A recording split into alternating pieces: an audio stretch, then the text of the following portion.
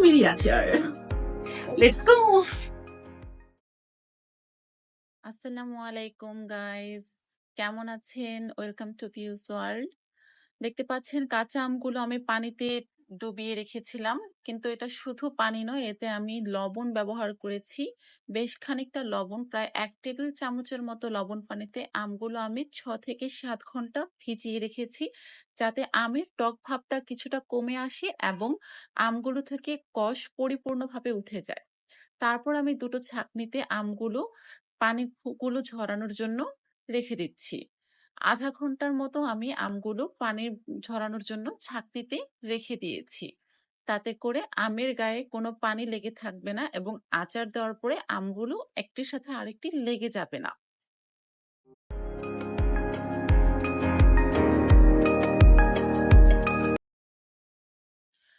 আমের গা থেকে সবগুলো পানি শুকিয়ে গিয়েছে, দেখতে পাচ্ছেন আমের গায়ে আর কোনো পানি লেগে নেই।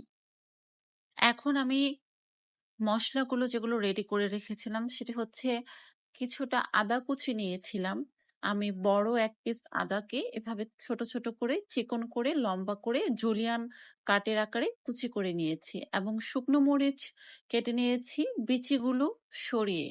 বিচিগুলো দিলে এতগুলো শুকনো মরিচের কারণে আচারটি ঝাল হয়ে যাবে।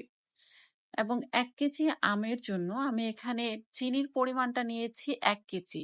এই প্যাকেটের পুরোটি চিনি আমি এই আমের আচারে ব্যবহার করব। তারপর নিয়ে নিচ্ছি 1/2 কাপের মতো ভিনেগার। ভিনেগারটার কারণে আচারটি আপনারা বেশি দিন সংরক্ষণ করতে পারবেন এবং স্বাদেও কিছুটা পরিবর্তন আসবে। চুলোতে আমি প্যান বসিয়ে দিয়েছি। প্রথমত প্যানে আমি 1 কেজি পরিমাণ প্যাকেট চিনিটি ঢেলে দিচ্ছি এবং এরপর আমি এতে পরিমাণ মতো কিছু পানি অ্যাড করেছি এবং পানিটা ফুটে আসা আগ পর্যন্ত অপেক্ষা করব। যখনই এরকম থিকনেস হয়ে যাবে, চিনিটা গলে গিয়েছে পানির সাথে, ঠিক সেই মুহূর্তে আদা কুচি এবং পরিমাণ মতো স্বাদ অনুযায়ী লবণ এবং 1/2 কাপ যে ভিনেগার নিয়েছিলাম সে ভিনেগার দিয়ে দিচ্ছি। তারপর ভালো মতো নেড়ে চেড়ে পানির পরিমাণটা চিনির সাথে অ্যাডজাস্ট করে তারপর এতে দিয়ে দিচ্ছি পানি ছড়িয়ে রাখা সে আমগুলো। আমগুলো দেওয়ার পর পানিতে যাতে ডুবে থাকে আমগুলো, তার জন্য বারবার কাঠি দিয়ে আমগুলো পানির ভিতরে, অর্থাৎ চিনির শিরার ভিতরে দিয়ে দিতে হবে। দেখতে পাচ্ছেন কিছুক্ষণ পর এসেছি, আমগুলো ভালোই ফুটে সিদ্ধ হয়ে গিয়েছে, আমের কালার চেঞ্জ হয়ে গিয়েছে। এই পর্যায়ে আমি কুচি করে রাখা শুকনো মরিচগুলো দিয়ে দিয়েছি। রান্নার পুরো প্রক্রিয়াটাতে আমি কোনো রকমের ঢাকনা ইউজ করিনি এবং আপনারাও করবেন না।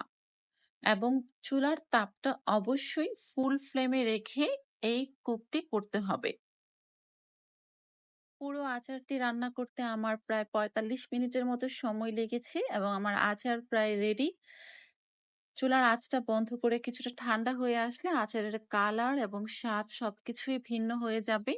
দেখতে পাচ্ছেন এটা হচ্ছে আমার আচারের ফাইনাল লুক এবং অবশ্যই আচারটি কিরকম হয়েছে, টেস্টি হয়েছে কিনা বা খেতে কিরকম হয়েছে সে বিষয়টিও আপনাদের সাথে শেয়ার করছি আমি। আচারটি অবশ্যই কাচের একটি এয়ারটাইট বয়মে আপনারা রেফ্রিজারেটরে প্রায় 1 বছর সংরক্ষণ করতে পারবেন।